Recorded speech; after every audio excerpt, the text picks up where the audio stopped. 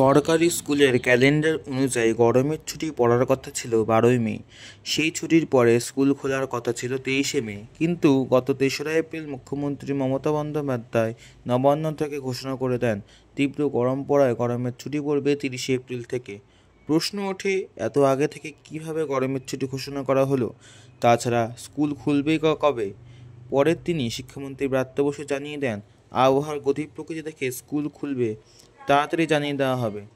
কিন্তু প্রায় 1 মাস কেটে যাওয়ার পরেও জানানো হয়নি গরমের ছুটির পরে কবে স্কুল খুলবে।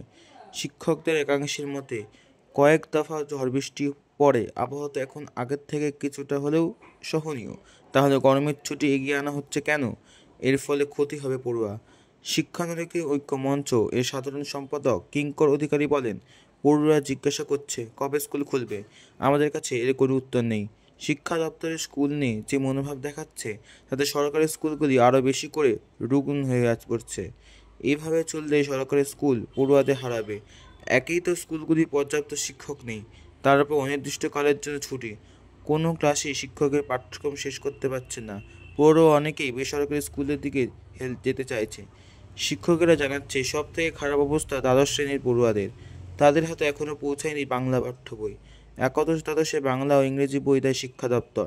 বাংলার শিক্ষক শিক্ষিকারা জানাচ্ছেন, উচ্চ মাধ্যমিক শিক্ষা সংস্থা তাদের ওয়েবসাইট বাংলা পাঠ্য বই আপলোড করেছে, সেখান থেকে ডাউনলোড করতে প্রিন্ট আউট করে পড়ুয়াদের পড়তে হচ্ছে। ইংরেজি শিক্ষকেরাও জানাচ্ছেন, ইংরেজি বই পড়ুয়ারা একাদশ শ্রেণীতে হাতে পেলেও তাতে কিছু নতুন পরিচ্ছেদ যুক্ত হয়েছে, সেই নতুন অংশটি ওয়েবসাইট থেকে ডাউনলোড করে পড়তে হচ্ছে। তাদের প্রশ্ন, কেন পরিমার্জিত সংস্করণ পড়ুয়া হাতে পেল না?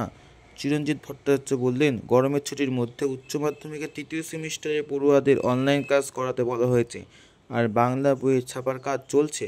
প্রয়োজনে গরমের ছুটির মধ্যে একদিনে পড়ুয়াদের স্কুলে ডেকে বই দিয়ে দেওয়া ব্যবস্থা করা হবে। এর থেকে বোঝা যাচ্ছে যে টানা 2 মাস পড়বে এবারে গরমের ছুটি, এবং গরমের ছুটির মধ্যেই দ্বাদশ শ্রেণীর জন্য বই দিয়ে দেওয়া হবে।